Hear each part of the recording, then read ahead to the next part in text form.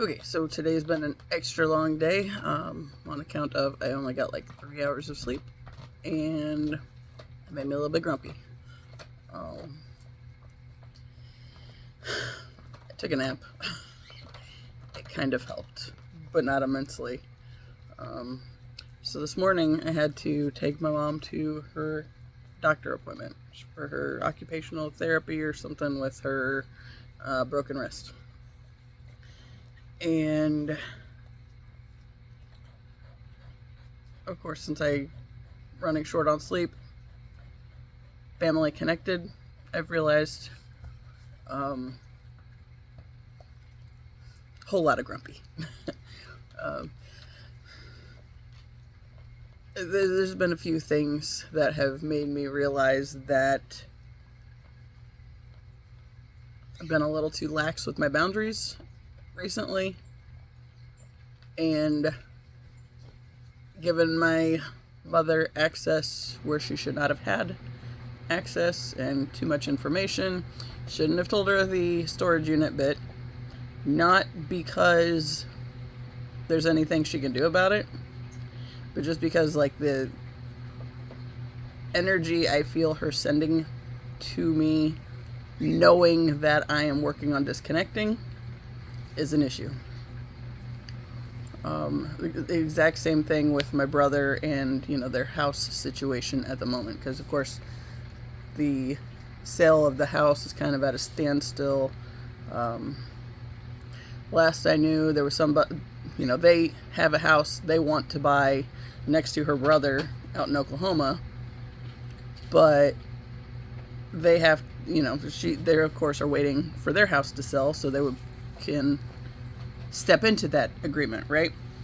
And they have somebody interested in the house here who's also waiting on somebody else to, be interested in their house. Which then there's another level where there's another person that wants that person's house that is also waiting for the sale of their house. So it's like a whole lot of complicated issues. But then it's like my mom keeps speaking the negativity toward that whole situation because of course she doesn't want them to move. She doesn't want to lose access to Gracie because Gracie is kind of a key element in where the boundaries get a little loose. And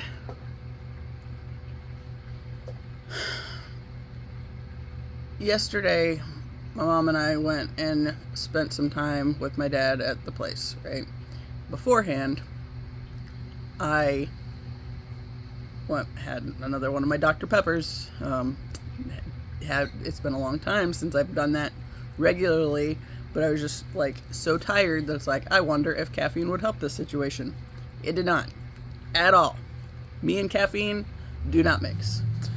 So what I did do is set it up so I was all my energy's kind of erratic anyway. So it was like she's just spending that much time with her, just with that energetic state, gave her access she shouldn't have had. And then of course, when I told her the other day about the storage unit, it's not that there's anything she can physically do about it. It's that she literally sends all this negative energy that she can like channel into it to prevent you from being able to do anything. And then last night she sends me an email, and as she's walking down the hall says, "Can you help me with this because my computer doesn't work?" So my brother had sent her something through email to have her print it. Didn't say anything to me about it. But since it was to help my brother, I still went ahead and printed it out and everything. But then there was an issue where it printed too big and he needed it downsized, but he of course was here when he figured that out. But when the kid was here, the kid comes into the room with an attitude like, I'm just the dumbest person in the world because I printed this thing too big. It's like, don't like that energy. But she's been around my mom. She's had 2 overnights in a row with my mom. And of course, you know, sleeping on the couch using grandma as a pillow and all this kind of bullshit. So I've talked on here several times. Shut up. I'm not in the mood. Talked on here several times about how with Gracie, when she was like 2 and 3, it's like she's picking up on the energy like I do, but a little, very little there to buffer any of it. So, you know, so if I'm sitting in the space with my mom and I know my mom does not like me and like how I am, my energy, like it bothers my mother, you know, the same degree it's always bothered my grandfather, and that they had that little agreement that they had to, well, the agreement between them, the energetic agreement that ended up making me be the family scapegoat, right? So it's like, it doesn't matter what I do or say. All I have to do is be in the space. And it's like, I can pick up on just little things in the environment that, you know, are very much negative toward me. When Gracie was little, she picked up on it too, but she would be like the vocalization of the energy in that space. So just sitting or just being in the room with my mother, you know, the kid would pick up on it, and she would always like get really kind of aggressive toward me. It was like I could literally be standing there looking at something on my phone, minding my own business, and if she, you know, like that energetic dissonance point, it's like when she feels that, she would like hone in on me and come after me about it. And there's been a lot of times where the easiest thing for me has been just leave the room and not be around her, because I know she's picking this stuff up from my mom and she's just the one projecting it out. So it's in my mom's system. That's where most of it originates.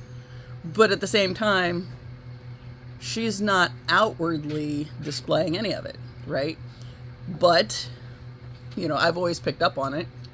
And then the kid picking up on it and directing it towards me just kind of, I think, really showed me more of that element, that's a thing that's there. So yesterday, she sends me this thing and has me print it off. And Gracie comes over, and she's kind of a little bit of a twerp about, you know, like it was like the dumbest thing in the world that I printed it wrong, when literally all I did was open the thing and hit print. It's like I just didn't adjust the settings because I didn't know how big it was going. Like wasn't paying attention to how big it was going to print or anything. So there again, that was something my brother had sent to my mom, and she sent it to me to have me do it. And to help my brother out, I went ahead and did it. But it was like, it's still just the little bit of being lax on the situation and not more diligent of minding my energetic boundaries. I felt that a lot. I even goofed up, and going back to that giving too much information, you know, okay, with my dogs, since my dad has been out of the house, there were several days last week that they would let me sleep into like 6:30 before they were wanting their breakfast. And I figured it was just because, you know, they were hearing him out making noises in the rest of the house and figuring Pepper was getting her breakfast, so then they wanted theirs at that time. And normally, you know, if it's before 3, then I'll be like, no, too early, you know, and then they'll give me a little longer. But like last week, I didn't even have to do that at all. I did note that when I was talking to my mom one day, and then I mentioned it to my dad yesterday. And last night, they were back to waking me up at 2:45 till 3. there again, doesn't really seem like it's all connected, and yet it is. Because then, of course, I can go back to sleep. You know, I went ahead, fed them, laid back down, and it's like my head wouldn't shut off. And then I was just thinking about all these little ways that I had slipped on being more diligently mindful of my boundaries and what I allow my parents to have access of my energy. You know, and like we took my dad outside yesterday, outside of the rehab place, and like it's right next to the highway, so there was a lot of road noise anyway. But I've mentioned on here several times, like I won't be around my family without having my headphones, because I try to tune them out as much as possible, basically. And it's because, you know, they always shift into the negative bullshit, and, you know, just being around it and hearing it like they like to draw me into is enough to fuck a whole lot of shit up. You know, like, okay, we took my aunt to her therapy appointment in town. Of course, I went because my mom's not supposed to be driving, and then my mom also went just because she likes spending time with me. It's like,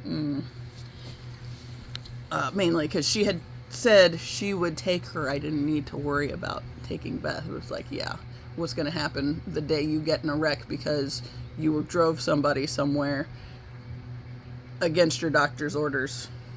It's like, well, I mean, when it comes to that time, it's going to go down as not my problem, but still, that would also set up some unnecessary issues with me that I don't want to have to deal with as well. Because then I will get drawn or drug into more bullshit that I don't want to have to deal with. So anyway, this morning, once I started thinking about that and how I'd been lax with my boundaries in little ways and how I'd given her more access to my energy, and then here I am in the middle of the night, wide awake and aggravated as fuck because I can't sleep, and I'm just thinking about all this, like, it's like she's literally got her way now, because all these little things, spaces where I goofed, she was able to access my energy, and, you know, then I'm the one staying up in the middle of the night, and, you know, she's sleeping. So usually the insomnia is her bit. However, since I was awake at that hour and pissed about various things, I started thinking about there was a bunch of stuff that I had that I was collecting to donate. Basically get it out of my space, right? So a lot of it's from like Christmas stuff and just like old religious stuff that I don't give a fuck about anymore. That box of CDs I've complained about on here many times, it's now in the car to go to this donation place. That is not the church affiliated one because I want nothing to do with that one. However, it is one for domestic violence programs, so yeah, but it's not the one that says specifically run by church or like some pastor and blah blah blah, because I'm not trying to contribute to those bullshit things anymore. And yes, I'm aware that there are plenty of good people in the church. However, there are plenty of assholes that just suffice with, you know, going along with this bullshit at the energetic levels and allowing it so the particularly vile energies can dominate far too much of society. So yeah. Anyway, so I got to thinking in the middle of the night about this other stuff that, you know, like that damn sweatsuit that I didn't want for Christmas, but I got for Christmas, and then, you know, every chance she got that I happened to have the sweatshirt on just because it was right there and the easiest one to access. And then I heard so much about how she just really liked that color, or she just, you know, I just love my sweatsuit and all this shit. It's like, no, it's not that I loved it. It's just that it could have been worse. I guess, and at the end of the day, whatever, it's fucking $90 sweatsuit. Why? Is my biggest thing. And I guess that there's something to do with it's supposed to be a kind of like a weighted blanket kind of a thing, which I do have a weighted blanket, and you know, there's a lot to be said for those. Of course, my first experience with the weighted blanket was my aunt had gotten one for Christmas, and it was the year 2019, when I got my divorce. And I was laying on this big ottoman that they had, and I had this weighted blanket over me, and I just lay there, and it's like just being under the weight of this thing. I was just like crying. Amazon delivery. Anyway, but like I just like had this weighted blanket over me, and like just had tears like falling down my face. It's like, I need one of these. It's like I didn't even really know what was going on. Just having the weight of the blanket was just like, I need one of these in my life. And then I got one, right? So, and it does fine. I don't use it enough to warrant getting like a whole fucking sweatsuit that's the same concept, especially that kind of expensive on it. Anyway, so last night, you know, I come back to this idea of being irritated as fuck about the stupid sweatsuit because I'm irritated as fuck about everything else that I was dealing with that was keeping me up in the middle of the night. And I decided, fuck it, I was gonna put the damn sweatshirt in the bag to go. And because I had a drawer that it was in the other day, and I was hanging my hoodies up in the closet after I cleared some of that stuff out to the storage unit. And I looked at it, and I really was like, I don't want to hang this up. It kind of pisses me off that I even have it, and that I know it's something that she likes to just throw out how much I loved it. But it wasn't because I loved it. It's just because she wants to feel like she did something that was, yeah, going back to my complaints on Christmas. She doesn't care what you actually might want or need. She has to come up with all these things that she thinks you might want or need. And then it's a matter of, if you reject it, you've rejected her love. But if you keep it, then you've accepted the love, and that's all there is to it. You know, and it's like, it's just a pain in the ass, because that's a whole lot of pressure for a holiday that I don't even give a fuck about anymore because of this family bullshit, right? Because it's knowing that anything that happens, it's either she's patting herself on the back because she knows you so well that she picked something out that you love, and that's, you know, yay me, or you rejected it and therefore you're the ungrateful bastard or whatever. So it's like, don't like this at all. You know, so I had the sweatsuit for a while. I think I actually donated the pants a while back because I just got pissed at having them in my space. But then I had the sweatshirt in the drawer, and I just left it in the drawer because it, you know, still pissed me off. And so this morning when I can't sleep because of this same shit, you know, and I've talked about the dream that I had on here a while back where it was something with my mom, and it was a very dark, ominous energy, and I just heard the word Nosferatu, and it was like, you know, I know that's a movie, and that's associated with vampires in some kind of way. Apparently, it means vampire in another language, but the dream made me realize that even when I was trying to sleep, she's kind of fucking with my energy. Whether she's even cognitively aware of it or not, it's still something that's been happening. So I've been trying to be more mindful on things like that. Another thing from yesterday. Okay, I talked many times recently about the conversation my brother and I had with our mother last week. And then it started with, it was, you know, I had to call him to get the address to Gracie's pediatrician's office, because apparently the doctor we were supposed to go to was supposed to be in that office that day. And my mom couldn't give me the information of like what it was called or what the address was or anything, even though I had requested she give me the address the night before so I know where I was going, roughly. And she didn't, because it's like, oh, well, it's just Gracie's peds office. It's like, I don't know where that is. I've never taken Gracie to the pediatrician. But having my brother called in, you know, I've talked about, it was one of those things. It was very much the universe lined it up because the conversation needed to happen. But there's no way that either of us could have planned it to put all the pieces together where we were there to hold space for each other in that time. There's it looked like there was like a water droplet on my phone or something, but it's gone now. So, I don't know, it was just like a little shiny red dot like over my hair, and now I'm not seeing it, so whatever. Anyway, the conversation that started the conversation that needed to be had stemmed from a comment that my mother made about, she said my dad told her to give me a kiss on the cheek for him.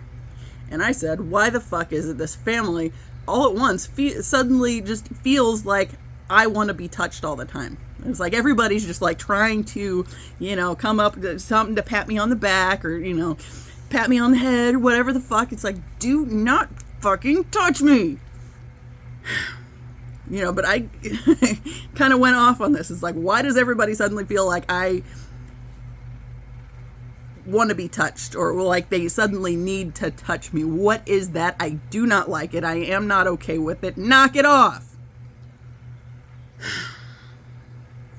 So yesterday, we are in the elevator leaving the rehab place, or to go downstairs to sign out on the way out. And she randomly looks at my arm, this tattoo in particular, never mind Gidget's little toes, and touches it. It's like, there again, why do you need to touch me?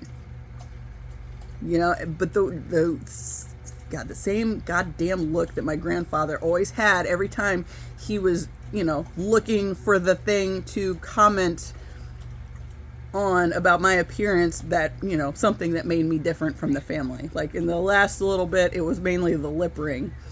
But, you know, my mom thought it was just so cute and funny that he just never could remember that I had the lip ring. It's like, I've had this lip ring for a year and a half, and every single time I've been around that man and he's had nothing else to say, he's called attention to the fact that I have a thing in my lip.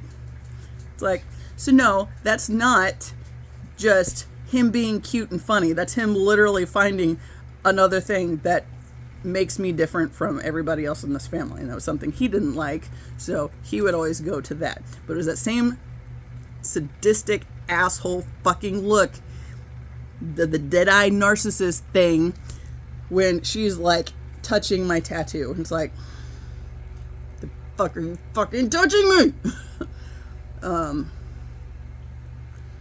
So yeah.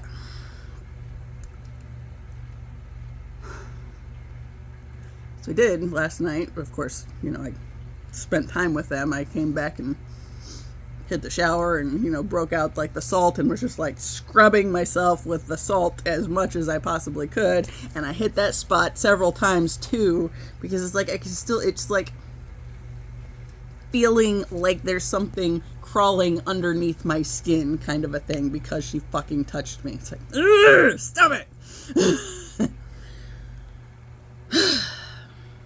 So yes, I was a little bit pissed in the middle of the night, and then I couldn't sleep because of this thinking about bullshit. So, you know, what I ended up doing was going through the stuff that's hanging in my closet and adding more to the donation bag that I had. You know, stuff that I'm just not going to wear for whatever reason. And then the sweatshirt that is the bane of my existence here lately, it went in the bag. And then I was thinking, it's like, there's this fucking porcelain doll in there that I never liked it. And yet back in 1992, when, you know, my grandma and grandfather moved back up here, For whatever reason, they got me the stupid thing. It creeped me the fuck out. I don't like those kind of dolls. And yet, it was like some big deal that I was supposed to be forever grateful that they got me this thing that I didn't want, right? See, and then it goes there again. That's just another one of those ways that I was conditioned by my life to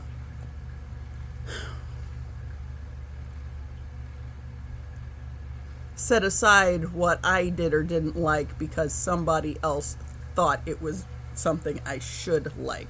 So because I was 8 and couldn't really have a say-so in it otherwise, I just had to have this damn thing that I didn't really, well, yeah, 8. I don't remember what time the thing, I think it's April of 92. So yeah, before I turned 9. But yeah, it's like one of those early things that because they thought it was something that I should like, I had to have it. And it didn't matter if I didn't like it. So that thing has lived in my closet for over 30 years. And I came across it the other day when I was going through stuff in my closet, and it's like, I still don't like this thing. It still has the plastic on it. And you know, like it's got the pink box that those kind of dolls were, that was their thing that they were packaged in. And then it also has a cardboard box that it was sent to my grandparents in.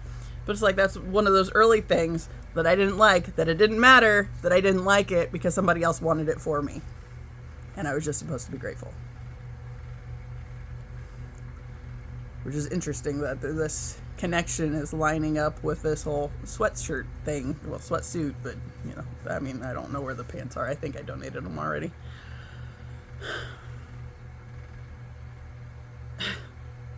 Even as I'm talking about this, okay, there is a picture of me and my Zibbly that I loved because it's a really good picture of me and Ziva, right? And yet again, it's one of those things, because it was a good picture. Do you know how likely I am to wear a shirt with my fucking face on it? It's like, just have the dog. That would be okay. I don't need my face on it. But yeah, here we are with my face. I mean, my chunkier days. But yeah, I'll get a better shot of it if I can.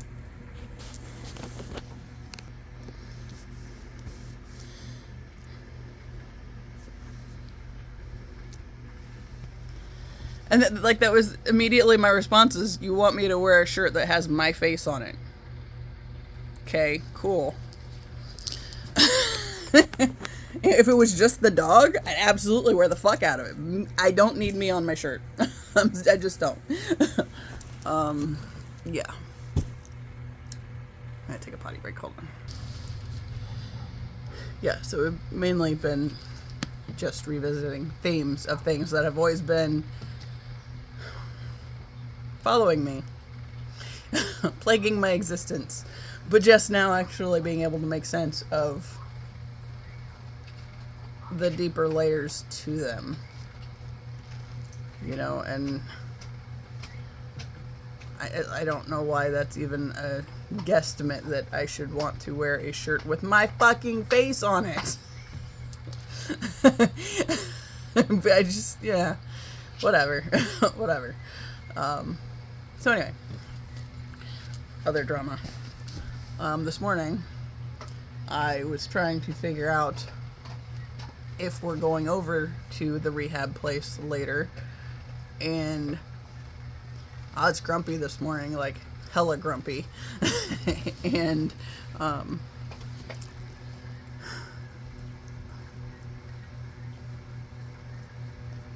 when I said I said, did he send you the schedule yet? And she was like, she had no idea what schedule I was possibly talking about, or who. The doctor send you his schedule? Yeah, that was my question. No, the shithead you're married to. And I said that, and she was like, well, that's rude and like out of line or uncalled for or whatever. I don't remember what she said, but she didn't like it. And it was just like, I don't give a shit. It's like, I'm in a bad mood and you're the reason. So yeah.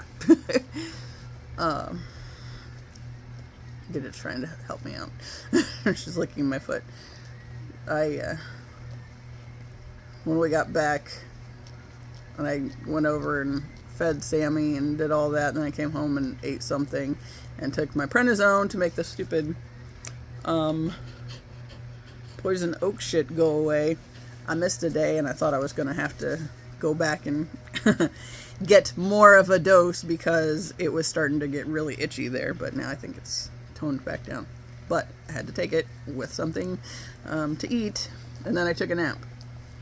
And it was kind of funny because, like, Gidget was on the bed next to me, and, like, she kept just pawing at me, and she wouldn't leave me alone.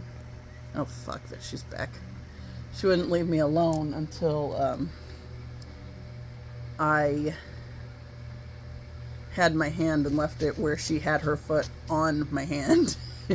And then we were just kind of chilling like that for a while. Anyway, Wicked Witch is back. So I'm probably going to pause this and figure out where I can go elsewhere. Figure out what she's doing so I can go finish my video somewhere else. That's basically. But that, you know, because I left her over at my grandma's house, she made a big deal about, come on in, you know, say hi to your grandmother. Why don't you like your grandmother anymore? Why are you so mad at her?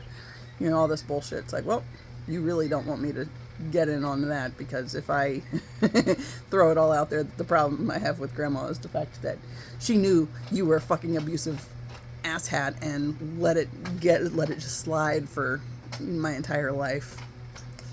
You wouldn't be ready for that conversation. So, anyway. I did load all the stuff that I have to donate up in the back of the Escape, so tomorrow morning I'm going to take her to the place and leave her with my dad, and then take that up to the north side and figure that out from there. But anyway, I'm going to pause this and figure out what's happening in this situation. So the game plan now, I guess, is to go to hang out with my friend Sammy and finish my video over there. She doesn't know that. But again, she doesn't know I'm doing this. So yeah. And then come back and take her to the thing, the rehab place, and possibly my aunt and uncle, since I somehow just roped myself into that. But pause until I get to Sammy's house. So okay, so now we are hanging out with Sammy. Unfortunately, the last time I can escape to over here, but hopefully I'll figure it out either way.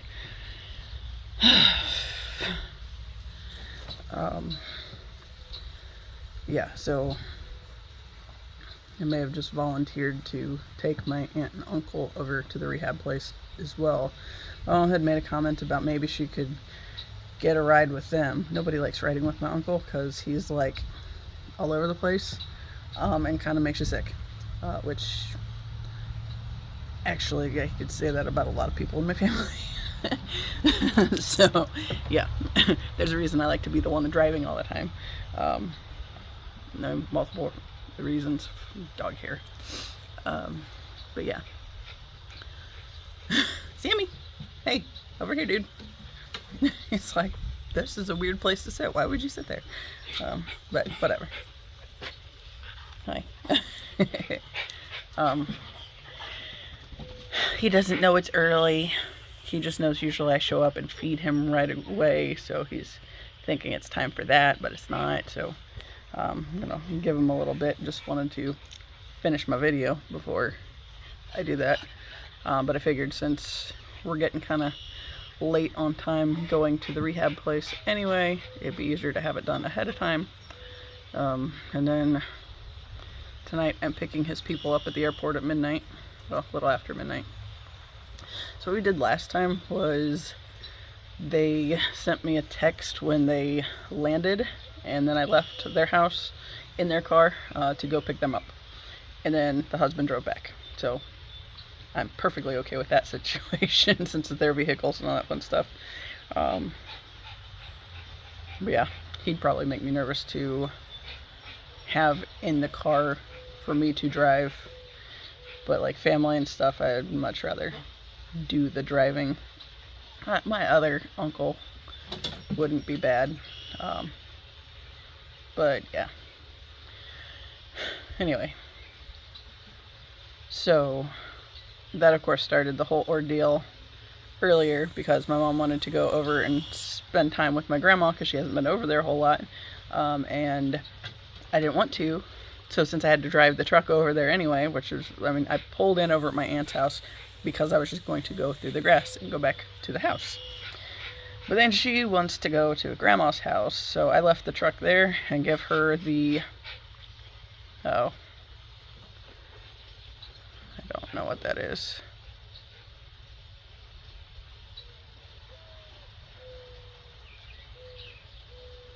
Oh, I don't know. I'll have to figure it out when I'm done with this because I'm not finishing it to get to the whatever that message was.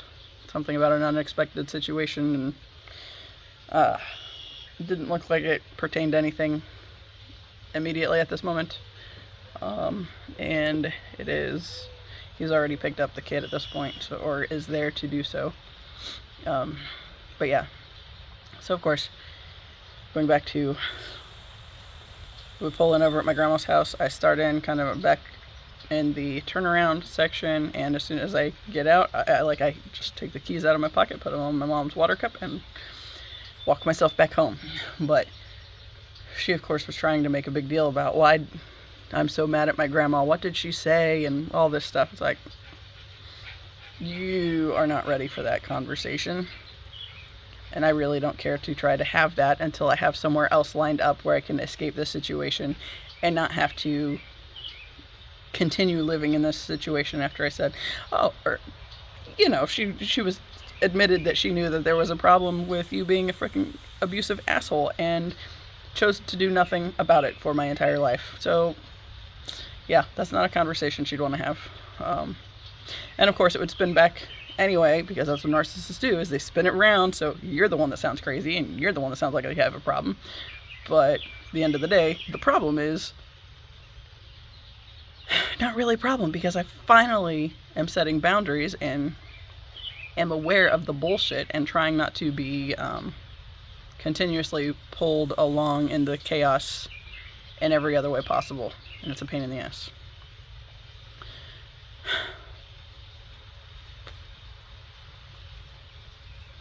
So when I finally did get back to sleep this morning, it was like maybe an hour and a half.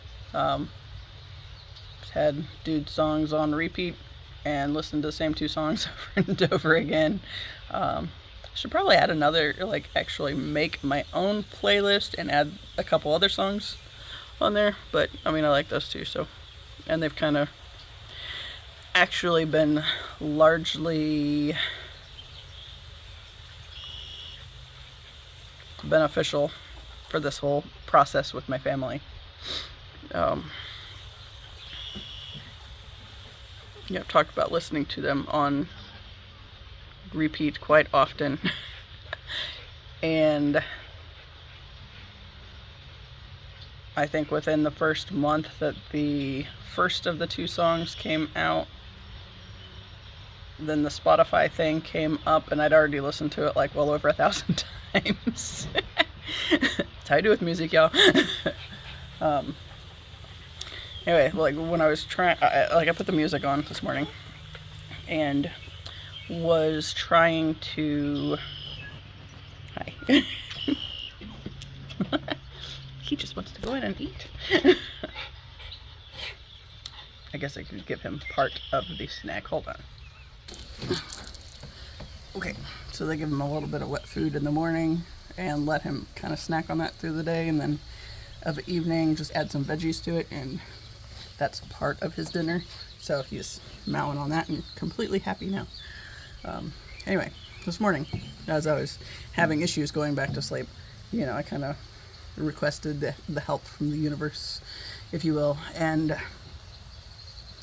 was able to fall asleep. Didn't sleep real well, but I did sleep.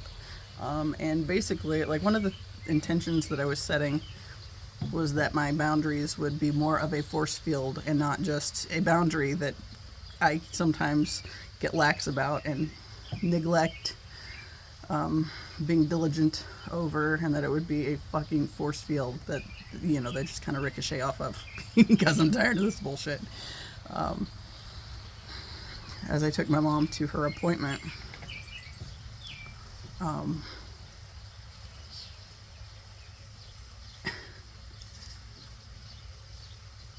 was really grumpy, but then I like still kept seeing all of these repeating numbers and everything. It's like, still must be on the right path though, because I'm still seeing a whole lot of that stuff.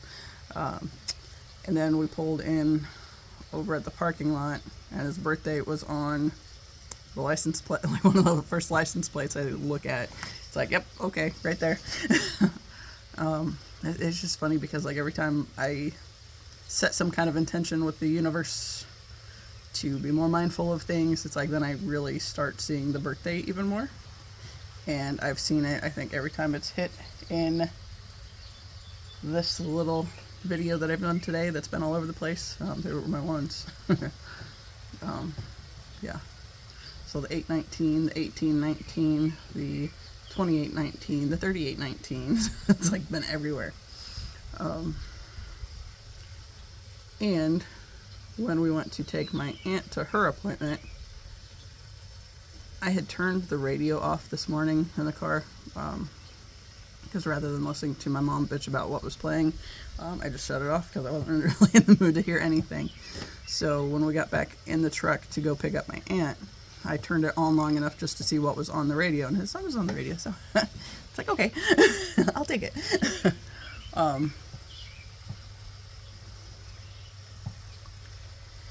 Yeah. You know, like, I turned it on, it's like, that's my song. And, like, my mom looked at it and then didn't say another word, and we listened to it, and of course most of it was playing out while we were over at my aunt's house. But she didn't say a word about it, so there was that. It wouldn't have mattered if she would have, because I would have probably just told her to put a cork in it while I wasn't in the mood for it. But yeah, so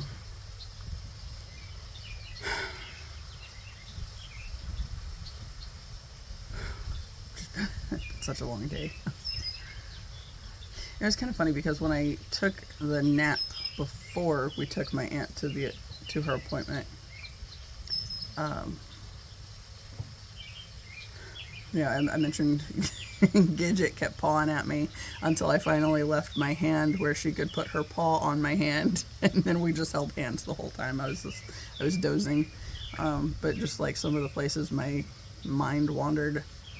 It's like I saw me with the group of dudes, and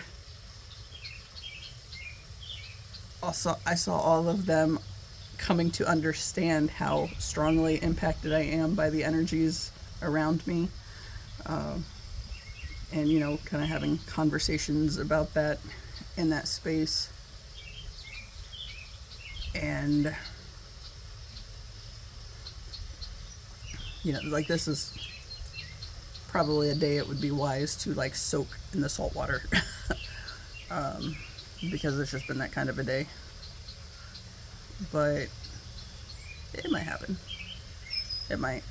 Skating would also be helpful, but that's not going to happen today, just because timing-wise, not going to work out. I watched this, one of those Jerry Wise videos last night, and I don't remember exactly what the topic was. Something with the narcissistic parents and the adult children. I don't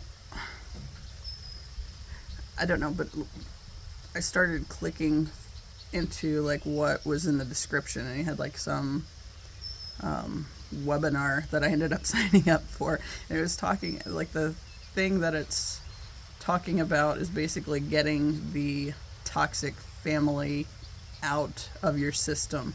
and how important it is to do that. And it's like, yep, I'll roll with that.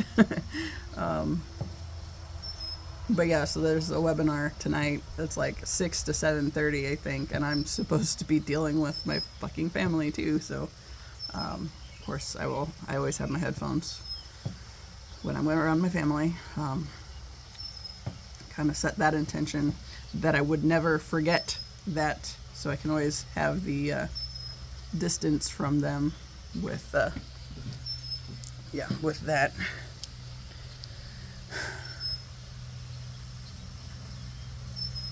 So I don't know if that'll mean that I end up in the waiting area and watching the webinar down there, or I don't know, maybe hopefully there's like a replay of it.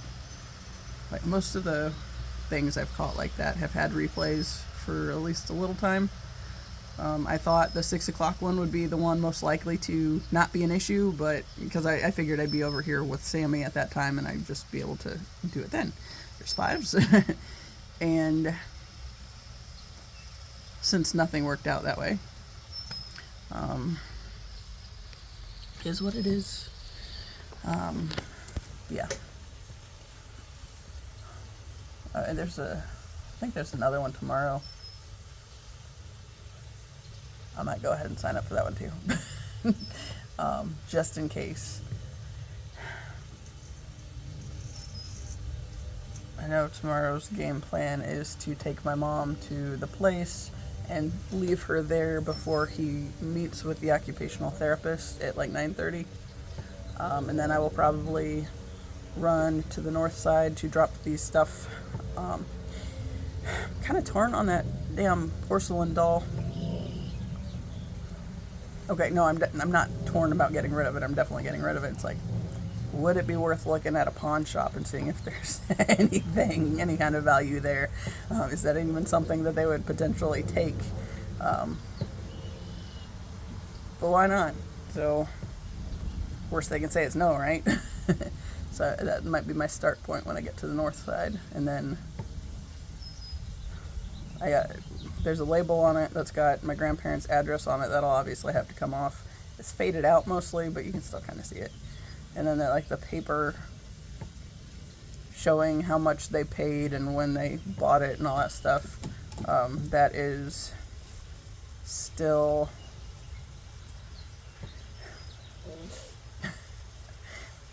it's tucked in the box in case they want to see like when I got it, and have that date on anything. But this is not something that I connected with ever, and it's like it's always been one of those things that I've just kind of resented but still had, because it's mean if you don't like the things that you get, right? Yeah. Even though it doesn't take into consideration anything about who you are and if you're actually interested in any of that shit. So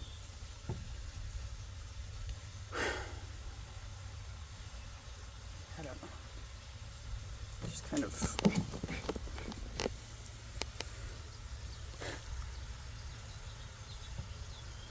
I don't know.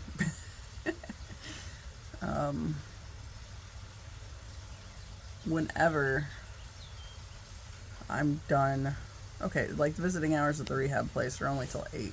Ideally, it would be nice if my mom just stayed there tonight. She's got to be there early, but I'm pretty confident that's not going to happen. So, whatever.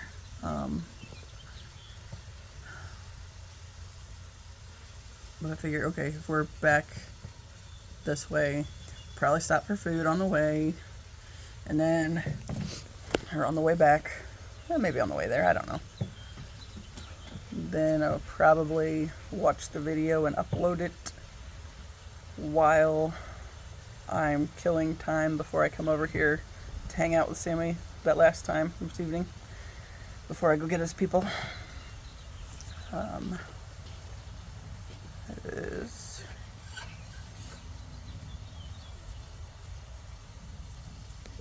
what? Oh, for fuck's sake. My brother's apparently wanting Gracie to have a sleepover tonight too, which again helps for having the time with the kid around, kind of a pain in the ass to have to worry about getting her to school before taking my mom to this other place. But I suppose it would be a reason to be up and moving already, so there's that piece. And again, it does give me time to, you know, be able to get paid for something with the kid, since that's my main job at the moment. But yeah, it's just kind of a little bit of a hassle on that end, so we'll see.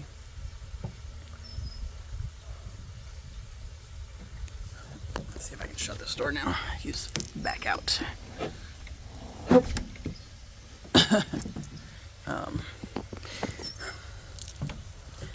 The family friend asked yesterday if he seems like, Sammy, if he seems like he's being a bit mopey or if he's still doing pretty good. And I said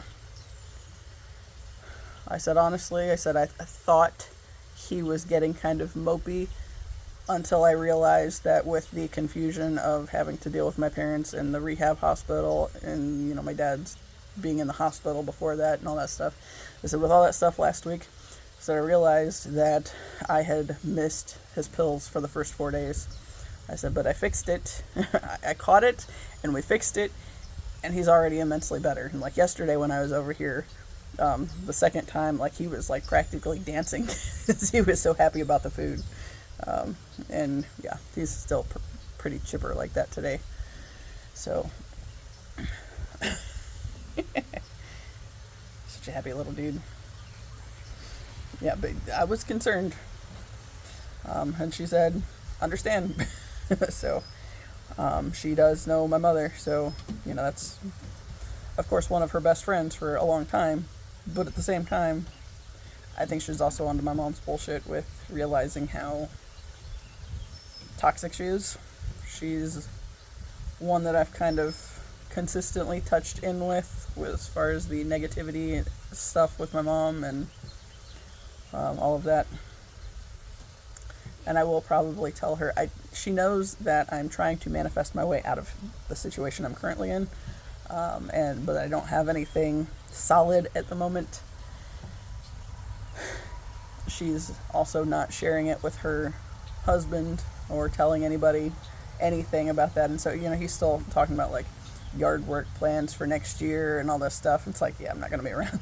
I'm not going to be around for that next year. But I just kind of let him talk at this point because I don't have anything solid to get me up out of here. I will probably let her know in the near future that when I'm done in this situation, I will probably never be back, as far as like with my family.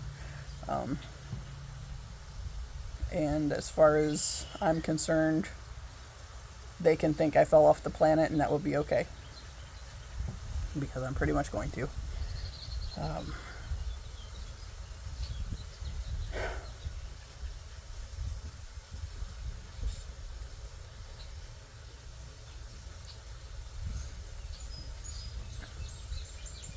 Like the stuff with my grandma even.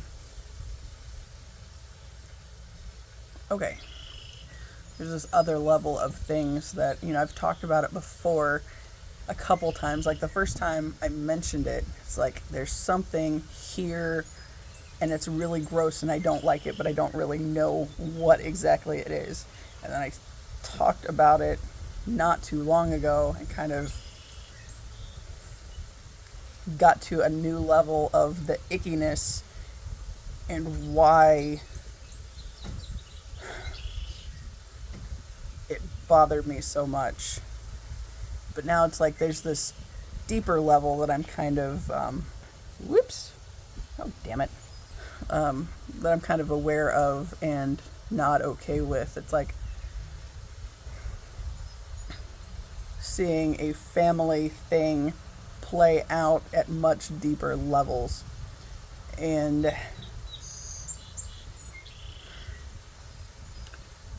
okay, so the thing that initially, it's something that's always bothered me in my lifetime, but then I could never really place exactly what it was about the situation that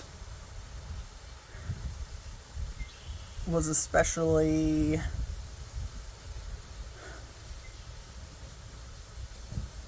icky. Okay, so the thing I was explaining when I got hung up on it, and I was like really hung up the first time I actually tried to talk about it in a video at all. It was having to do with the idea of like, okay, like in the timeline of slavery issues, and how you'd have like white plantation owners who are very toxic for their own families already. But then I have to get a drink first, hold on.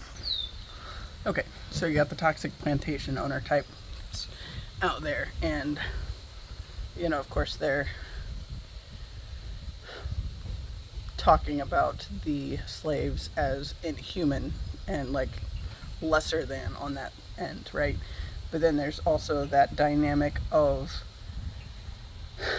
the families of these people weren't treated well anyway, but then you add this other level where they're feeling like they have some sort of right to assault the slaves for whatever, just because they want to, right? But then the weird space of like being the family of the plantation owner and hearing them speak to these people, or speak of these people as less than human, but still choosing to assault them and rape them and all these things. So there's the element of, how you're hearing them be spoken of, but then the element of seeing the patriarch choose to do these things, but no.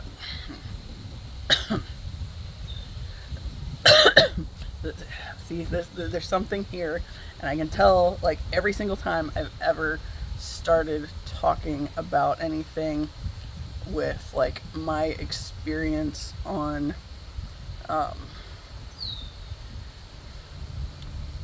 like, getting, okay, anything with on the racial end, it's like every single time I try to start telling stories of things that I'm realizing from these things, like this, whatever my throat is doing right now, is like, it feels like one of those layers of this toxic thing that has been in existence for a long time, and basically the darkness fighting it, like it being revealed for like these toxic layers of it, like actually speaking to these things.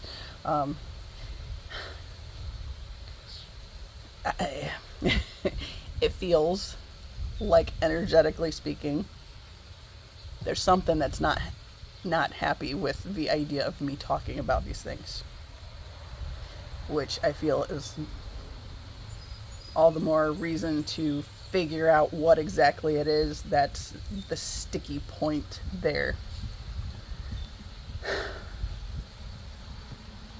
But yeah, like so the idea of, shut this door again, of the plantation owner talking about these people as less than human and yet still choosing to rape them and those things. So it's like still being the family of the toxic plantation owner and seeing them choose to do these things anyway, despite how they're speaking of these people. It's like, it's really gross for there's a whole lot of gross to it, honestly. Something that I've been paying more attention to. Okay.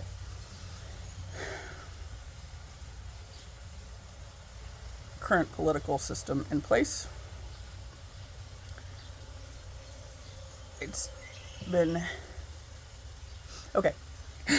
Sorry. There's like so much to this, and I don't even know like how to get exactly to what it is I'm feeling through on the thing. But again, not reason to not talk about it, just reason to spend lots of time working through these layers. So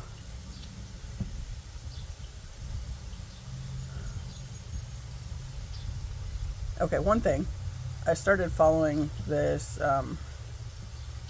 one creator on Instagram, Monty Mater, and when she came across my little newsfeed thing, it got my attention. And the biggest piece to that, because she spends a lot of time talking about, like deconstructing religious fundamentalism kind of stuff, so she is like very well versed in, the toxic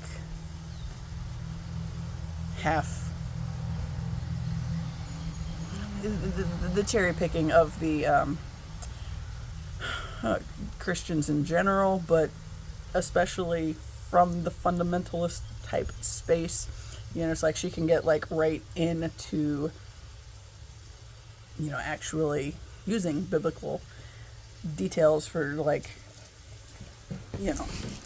sweeping them under the rug kind of, or like destroying them, like taking them out at the knees kind of a thing is what I heard her say something about. But getting like cutting to the quick, that kind of a thing. Before I came across her page, it's like I kept finding myself coming back to these things with like Christianity that I don't like and have never liked, and the different layers of course, I wasn't raised in a fundamentalist church system, but I absolutely was raised in the system that likes to cherry pick and, use what's beneficial for proving your point and then disregarding any of the rest of it. And,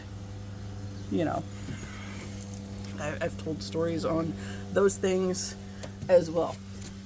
What coming across her page did for me was make me realize that like some of the stuff that I was afraid to talk about initially, because there's always that element. I've talked like back in the spring last year, I think, about how I had to face this idea of the possibility of sounding stupid, or like I didn't know what I was talking about or whatever. It's like the biggest thing for me is most of the stuff that I'm speaking to has to do more with like what's going on at a deeply energetic level, and it plays out in real world scenarios, but then some of the connecting points, it's like, well, but how did you get that from this? So it's like I've always that's largely been part of it too, is having to face all the possibilities of possibly being wrong or whatever, or not having enough of the information where I sound like I don't know what I'm talking about, but yet at some level there's something more there that I think resonates, or will resonate when the time is right, with people that do end up coming to my channel and paying attention to anything that I'm doing. There's something there. It's always been there. It's a matter of me coming to terms with the fact that it's there, even if I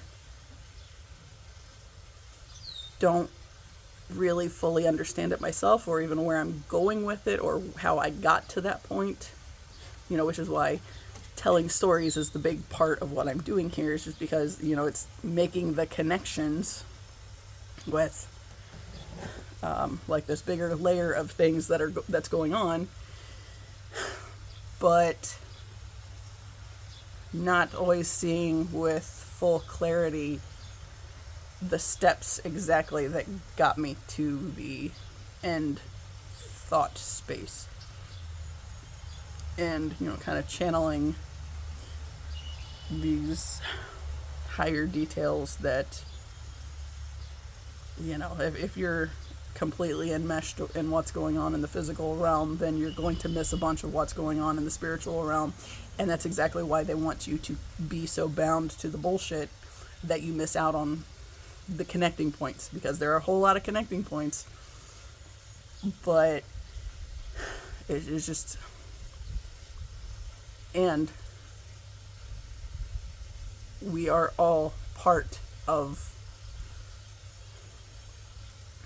you know, the way of sharing the bigger story. Like, so our individual stories are just our reference points for, you know, the greater consciousness understanding different pieces of what's happening and how we got where we are and how we undo it, right?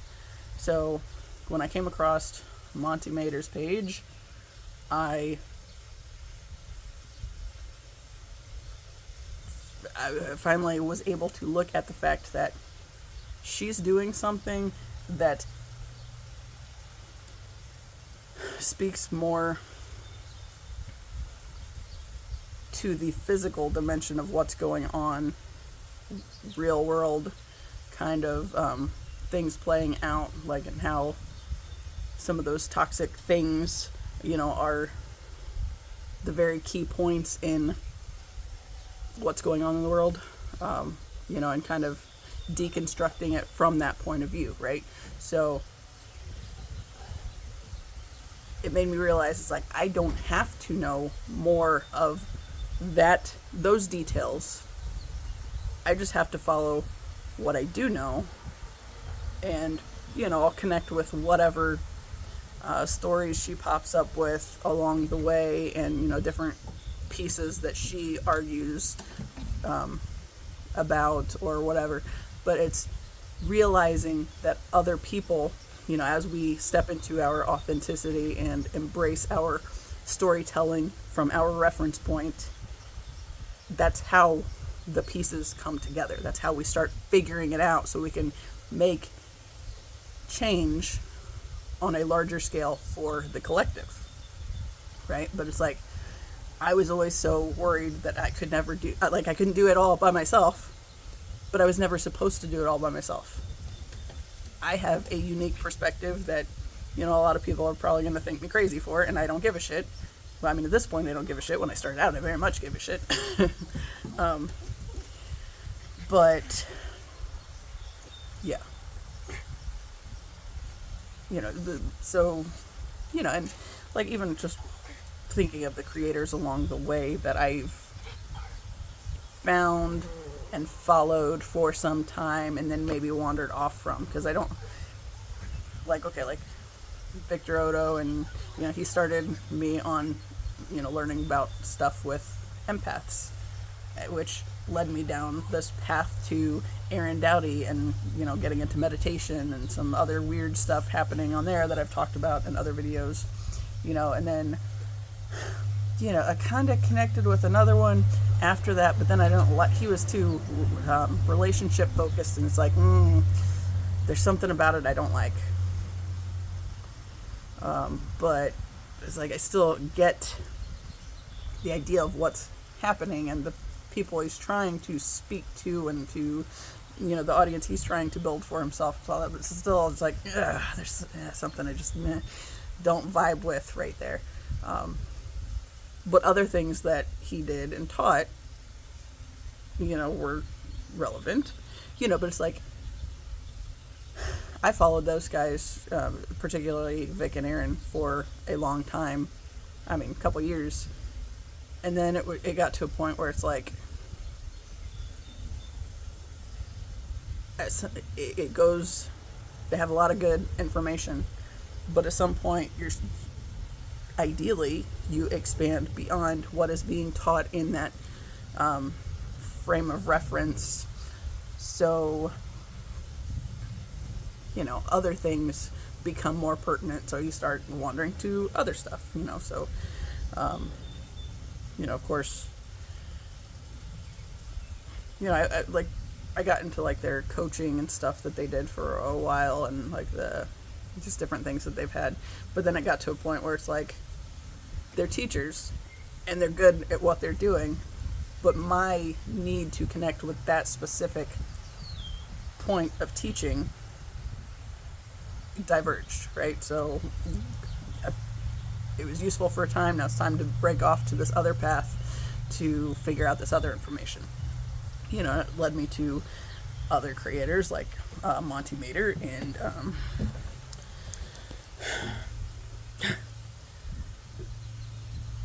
Sahara Rose is one, and like Rebecca Campbell, and specifically there's a lot of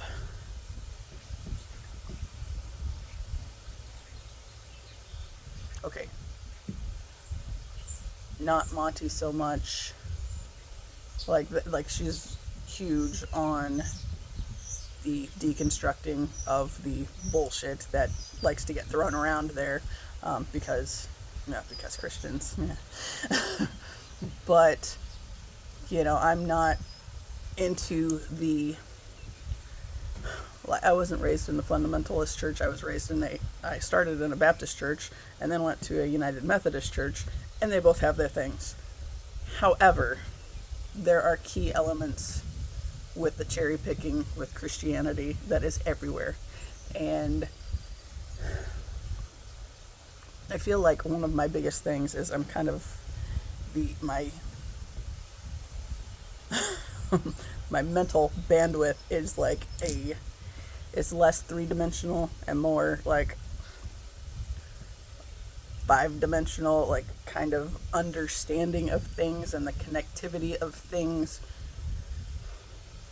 And not that it's a better way of being by any means. There's just a whole lot more going into it before I can really understand it. So a whole lot more that I have to talk through before I get what I'm even talking through or talking about. Like, what is my point? If you want me to just give you my point today, well, I mean, kind of depends on the video. But, it's like lots of layers of what's actually happening at more of the energetic kind of dynamic, I think. And why a huge part for me has been facing the possibility of sounding crazy because a lot of it sounds crazy if you can't have if you don't have the 3D tangible shit to put specifically in there as well, if that makes sense. Anyway,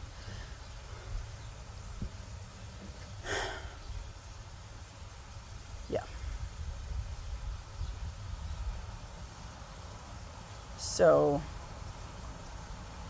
one of the things that, of course, since Monty talks more about what's going on 3D level and the cutting to the quick at that point, she had something that she's been posting things recently with how the penis in charge his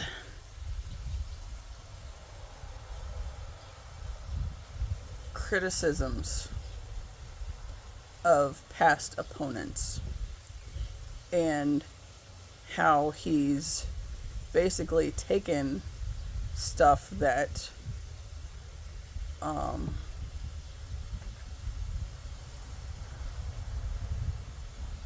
other political parties had in the past that was demonized by the red, because whatever, they just would, because it wasn't the right color that was putting it out there, or the right political party or race, however you want to look at it. But then putting his pretty white daughter in charge of something that's basically the exact same thing, the exact same program. But because she's the right color, it's acceptable this way. And whether you want that just to be the political party or the racial party, which takes me back to that whole piece, and realizing that level of the dynamic.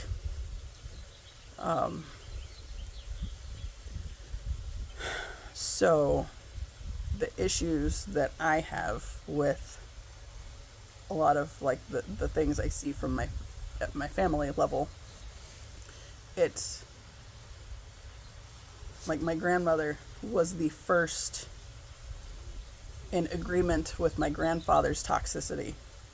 So she saw abuses that were playing out because she entered into this energetic agreement with a toxic man and chose to do nothing about it for anybody that was on the ass end of the receiving the bullshit treatment, and actually very much played into the abuse as well, right? Because family scapegoat. So that's not just my grandfather and my mother. That was, at times, there have been,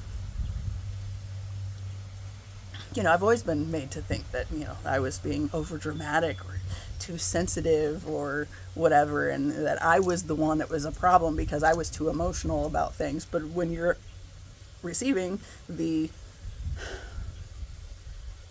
brunt of the toxicity, I mean, what do you do with that? But that's literally, my entire family has contributed to this.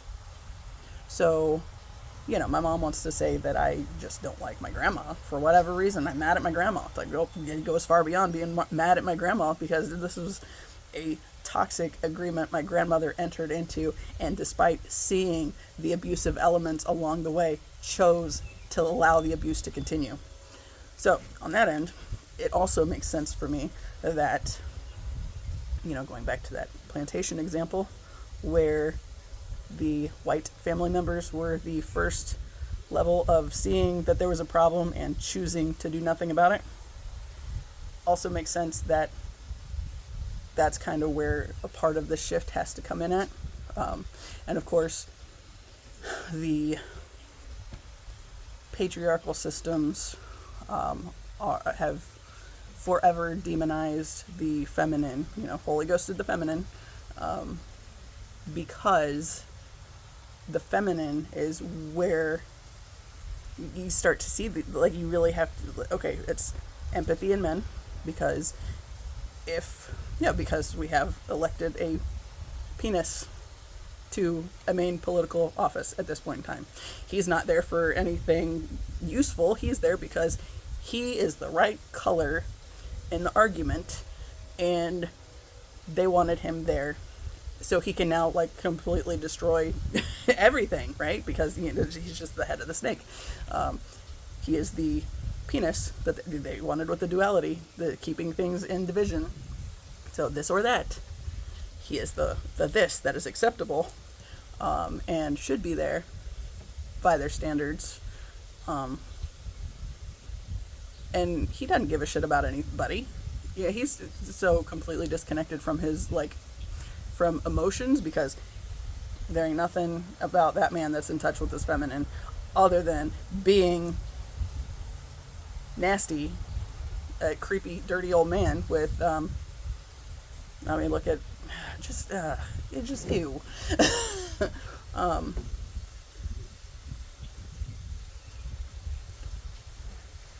So the big thing on that end is, it's because he's locked in the duality that everybody wants to see, because that Christian bullshit, right? So completely demonize emotions in boys and men, because then you have that kind of asshat that's able to rule and change things, blatantly change things to suit his way of being or way of wanting things to be. So he's, fucking everybody over, and yet we're just taking it because at least he's the right color or the right political party or whatever bullshit. So it's like, I mean, even then, is he the right color because he's orange?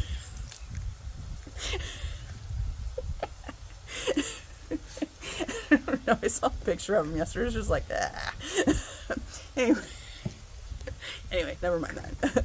I remember watching the Super Bowl halftime show, and it's like, there was so much that I was just like, I feel like there's so much going on here that I don't understand.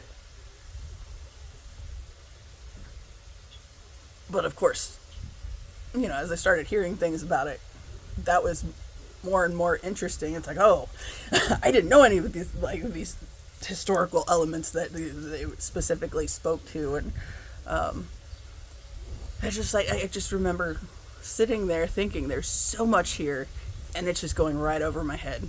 I want to get it, but I just am not quite there yet. So it's kind of like the whole my way of seeing things anyway, So going back to that demonizing the feminine point, and it has to start with,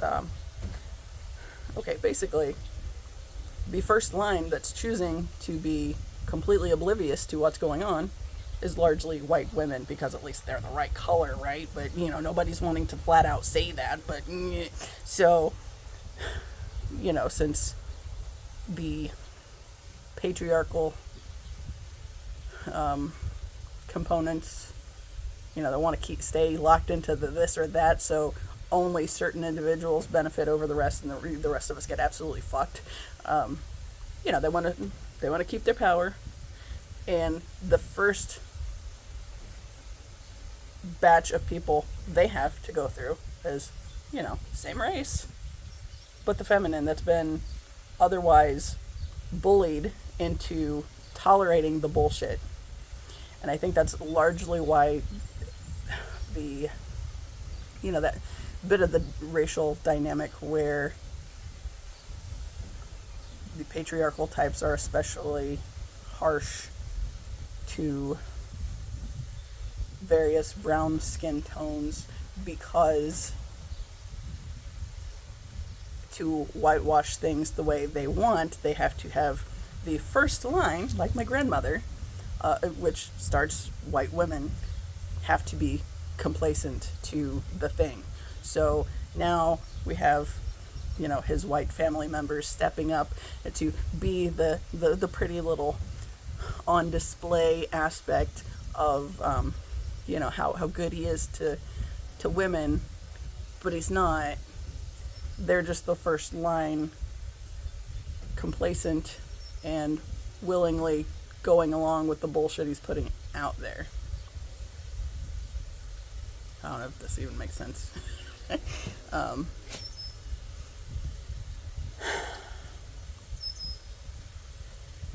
And especially why, because there's a whole lot of us that don't like to fit the, blonde or brunette way of being, and like to be a lot more colorful. One thing, my mom took my former stepson somewhere at one point in time and said he made a comment about black people, and just, kind of presenting the question of why are there so many different colors of people, right? And, my mom's all like trying to, shh, you don't have these kind of conversations in public, shh, you don't say that stuff, but the kid's trying to understand it, and it's like, we didn't ever have the conversation because it didn't come up per se.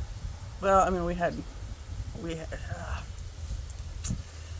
but I remember thinking through what I would have said on that issue, and just kind of thinking through what I might have been able to say. It was like, because God likes diversity. God likes a variety.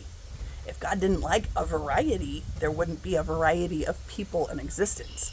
And that's personalities, colors, all the different levels of differences, So like, no two people are exactly alike, right? Because if you already have that reference point covered, why do you need another person telling the exact same story? But we're all different, and we all have different overlapping things that connect us, because it's like the bigger fabric of the story that we're all telling together, right? So, like, as we understand things from our reference point and bring that back to the collective conscious, then that's one way it's been understood, right? So now, what are the other levels of it? Let's continue figuring out, like, all these other pieces. Like, there's so much to it, and like how these different background components in your story led you to do X, Y, or Z, and how you got there, and then what those things meant for you on your path, and how you, with your past, navigated that that way of being, or that existence, and then what did you learn from that? Because that's the biggest thing. What are you learning? What is your story sharing with the collective? That is the greatest story that we're all telling together. But that's largely why, the patriarchal systems want to demonize all aspects of the feminine, because, that's where, a lot of the creativity and choosing to be more colorful comes out at. So all the things you see along the way of, how these, women back in the 60s, with their blonde hair and blonde or brunette hair and whatnot, and, they were just back when women were women kind of a thing. And it's like, but it's like, they fit the specific model they were allowed to be at that time based on the structural, the different levels of what the system deemed they could or couldn't do or have or be or whatever, and how that fit into the larger story. Well, a lot of the way things were is bullshit, because it's literally been to keep the feminine from being able to step into the fullness of the creativity. Because as the feminine is able to step into more aspects of who she is and have the framework of the masculine component, going back to that, the two pieces of yourself that you have to bring together into wholeness, before you can be a complete person in and of yourself. Like the majority of my life's been about flowing everywhere and not having any kind of boundaries, because as soon as I started realizing things weren't working, and I started having boundaries, the people that were benefiting from me not having boundaries started getting real pissy. It started, what's wrong with you? You're not doing what you're supposed to do. You're not doing what we raised you to do. And why are you mad at grandma? Yeah, because grandma's fucking complacency, right? So all the ways that my life tried to keep me from being the colorful version of me that is me. And hi, he really wants his dinner. I'm almost done. That's exactly what the system doesn't want, because that's when things start to change, and those that are benefiting from everybody else just being being a slave to the system mindset start to lose their power, right? Hi. All right, where's your, okay, it's on this side. He's like, please just feed me. I'm so hungry right now. I'm wasting away. You've been here long enough. Yeah. And that's part of, like, the demonization of different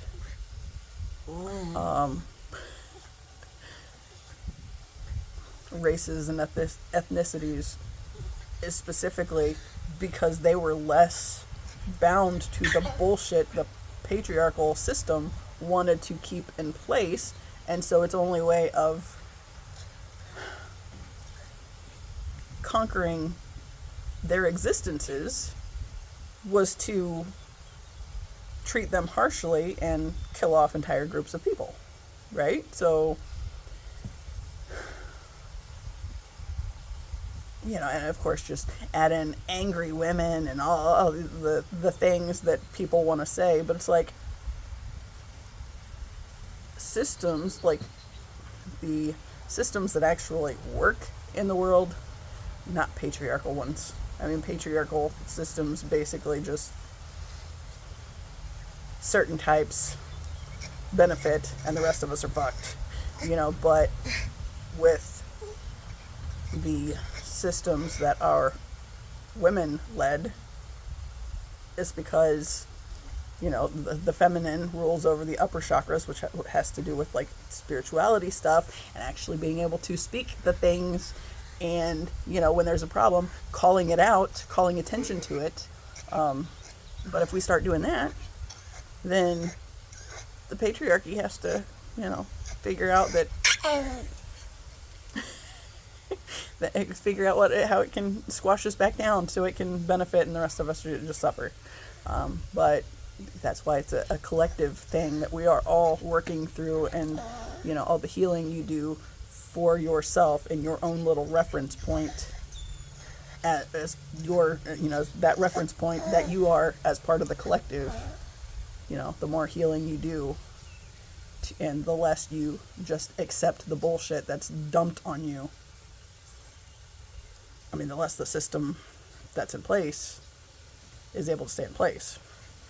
You know, I was thinking, okay, so Abraham Hicks, I listened to a thing a couple of years ago where they were talking about, you know, what it's like when people come online, when you're waking up, right? When you, the colorful piece that is you and your authenticity, your full authenticity, not just the things that you're conditioned to buy into just for whatever bullshit purposes. You know, how exciting that is, like, for the higher dimensional beings, which ultimately higher dimensional beings, that's us too. So, you know, one thing that they were talking about had to do with NPCs and those that are offline. And I was trying to navigate through this thought, and I had this idea on it the other day, where he really wants his food, damn it. He's like, you have been here long enough, feed me. Yeah. You know, thinking about the NPCs thing, it's like my family, right? I can say they're absolutely NPCs. This is not the game. They're not in this game. They're the ones actively trying to keep the game alive, the illusion alive, and just, yes, they are absolutely human. Yes, they are absolutely, there is a divine soul in there, but they're buying into the bullshit of the system and just going along with what the system wants the programming to be, right? So as long as they choose to stay in that frame of mind, they allow the abuses to continue against those of us who are, you know, trying to come online and step into our authenticity. They try to block those, you know, and there's lots of different layers of that. Okay, and yesterday, when we had my dad outside at the rehab place, I saw this vulture that was flying through the sky, and there were like these 3 blackbirds, I don't even know what kind they were, that were like going at it, like trying to run it off. And it's just like, that bird just coming down to do his thing, what he's supposed to do, which surely there's a carcass around there somewhere, he's going to eat it, you know, but they're just running him out because, I mean, there's lots of birds that will feed on that kind of stuff, so, you know, but they didn't want the big guy in there, right? And that's specifically, he's, you know, coming down to eat off the dead things, and then they're just shooing him along. But it's like, you know, I talked that one day about seeing the hawks, like, the hawk that was getting attacked by the blackbirds like that too, and it's like, I get the point that, you know, the smaller birds are technically trying to protect their environmental system, but it's like that larger piece of the story where it's like the stuff that's happening at this higher perspective. And as you open up to the higher levels of being, then there are these lesser energies that come in and just like try to assault the shit out of you because you're doing the wrong thing, and you are, disrupting their cohesive existence in this illusionary plane. So, I don't know, it's just this whole, there's just so many layers of things that's like letting the universe teach me through what I'm seeing with nature, and how I'm able to understand it because of these other things that I'm learning. And so it's like the people that, there's always people that attack as soon as something good is happening, right? So, and I've talked about before, when there were the hurricanes in Texas back in like 2019, I think, because I'm pretty sure I was getting ready to leave Alabama. But I just remember watching, it's like, there was like a football player or something who started this fundraising thing, and he said he would match whatever anybody, donated up to this point, and then he'd donate that much. And then it became like this big thing, and like there's all these celebrities that are chipping in huge bunches of money, and like all these, everybody was contributing to this thing, and it was like a big game. And it was kind of fun to watch just how much it was building and how quickly it was growing. And then you have one of those types that come along, the good Christian types that are like, oh, well, your good deeds, you're doing this all for attention and for the acknowledgement, and, your deeds won't be rewarded because you're doing them for the wrong reasons. Like, they're doing them to help people. And you just come along to shit on the whole thing and bring it down to your level because you don't like seeing things that are going to change things for a big group of people, like the collective at some level, It's like they see something good that is building momentum and, all these good things happening and people contributing. But then, because this book says you're not supposed to reveal what you're doing, or whatever bullshit, it's like, there's always it's largely the Christian types that come along and want to say how what they're doing is so good, but literally what they're doing is feeding into the system that is abusing people, big groups of people, and they're the first line of complacency, right? So, yeah. There's a whole lot to this. And I am glad that I have, like, these videos that I'm able to get it out of my system. I was watching a thing on Instagram the other day, Geraint Jones. I will tag it in the description. He had this thing where he was talking about when you have ideas pop into your head and you don't have any way to write them down or whatever, you pop up a voice note on your phone and, speak it out. So it's out of your system and it's not just accumulating there, and, it's not becoming a block to the things that because it's the flow, right? It's not blocking the flow. So you think it, you speak it out because you put it on this voice note, and then you can come back to it and remember what it was because you have it on the voice note, but then also it's out of your system, so like things can keep flowing through. So it's like, oh, that's basically what I've been doing this whole time, right? And even to the point of when I've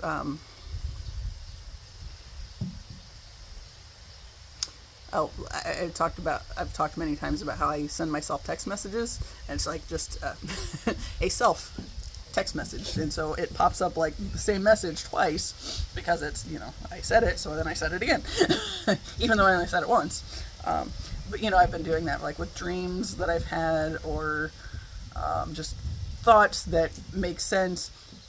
And actually, when I started doing that, I had this thought that that's basically how I'm going to write most of my books, is through these text messages that I send myself, because it ends up, I have something that's keeping me from sleeping.